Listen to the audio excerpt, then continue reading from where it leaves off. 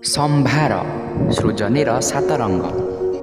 ଭାରତ ବର୍ଷର ବୀର ଯବାନଙ୍କୁ ସମର୍ପିତ ଏକ ସୁନ୍ଦର କବିତା ଏହି ସମର୍ପିତ ଦିବସ, ଯାହାକୁ ରଚନା ଏବଂ ଉପସ୍ଥାପନା କରୁଛନ୍ତି ଚିତ୍ତରଞ୍ଜନ।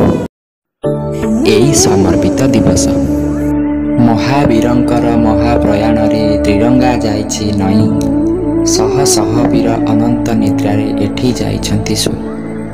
ଗୁଳିର ଭୀମ ଭୈରବ ଧ୍ୱନିରେ ଭୟେ ପ୍ରକମ୍ପିତ ହୋଇ ସ୍ତମ୍ଭିତ ହୋଇଛି କାର୍ଗିଲ ଆଜି, ସ୍ତମ୍ଭିତ ଭାରତ ଭୂମି। ଶୁଖିଲା କଣ୍ଠରେ ଉଲଗ୍ନ ପାଦରେ ଜନନୀ ଆସଇ ଧାଇଁ, ଅନେକ ବୀରଙ୍କୁ ସିଏ ସମୟକୁ ଦେଇ ପଛରେ ପକାଇ। ସିନ୍ଦୁର ଲିଭାଇ ସିନ୍ଥିରୁ ତାହାର ଆଉଜା ଦରଜା ଧରି, ବୀରଙ୍ଗନା ବୁକୁ ଅଧୀର ହୋଇଛି ପ୍ରିୟଙ୍କ ସ୍ମୃତିକୁ ଭରି। ଭଗିନୀ ସାଜିଛି ଅଭାଗିନୀ ଆଜି, ରାକ୍ଷୀକୁ ହାତେ ଧରିଛି, ଚିଡ଼ାଉଥିବା ତା ଭାଇର ହାତଟି କେଉଁଠି ହଜିଯାଇଛି।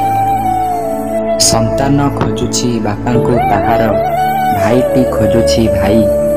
ବୃଦ୍ଧ ବାପା ଗର୍ବେ ଅଶ୍ରୁ ନିଗିଡ଼ାନ୍ତି, ବାତ୍ସଲ୍ୟ ପ୍ରେମ ଦେଖାଇ। ଖଣ୍ଡ ଖଣ୍ଡ ହୋଇ କଟିଯିବି ପଛେ, ଖଣ୍ଡେ ଗୋଡ଼ି ଦେବି ନାହିଁ, କହୁଥିବା ବୀର ଯାଇଛନ୍ତି କଟି, ଆମ ମାଟି ମା ପାଇଁ। ସଭିଏଁ ଗାଓରେ ଅମର ମନ୍ତର, ଯବାନ ଭାଇଙ୍କ ପାଇଁ। ସମ୍ମାନ ଦେବାକୁ ବୀରଙ୍କୁ ଆମର, ଖାଲି ପାଦେ ଆସ ଧାଇଁ। ସୀମିତ ଜ୍ଞାନରେ ଲେଖି ମୁଁ ପାରୁନି ବୀରଙ୍କ ବୀରତ୍ୱ ଗାଥା, ଖଦ୍ୟୋତ ଜୀବଟି କେମନ୍ତ ଚାହିଁବ ସୂର୍ଯ୍ୟଙ୍କୁ ଉଠାଇ ମଥା। ବୀର ପ୍ରସବିନୀ ହେ ବୀର ପାଳିନୀ, କେହି ନୁହେଁ ତୁମ ସମ, ସେହି ମା ପାଦେ ଛାର ମଣିଷ ମୁଁ କରେ ସତତ ପ୍ରଣାମ।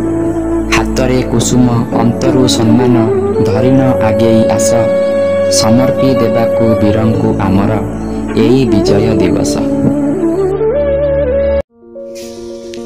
ଏହିଭଳି ସୁନ୍ଦର ହୃଦୟସ୍ପର୍ଶୀ ସାହିତ୍ୟ ରଚନା ଶୁଣିବା ପାଇଁ ଆମ ଚ୍ୟାନେଲକୁ ଲାଇକ୍, ସେୟାର ଏବଂ ସବସ୍କ୍ରାଇବ୍ କରନ୍ତୁ।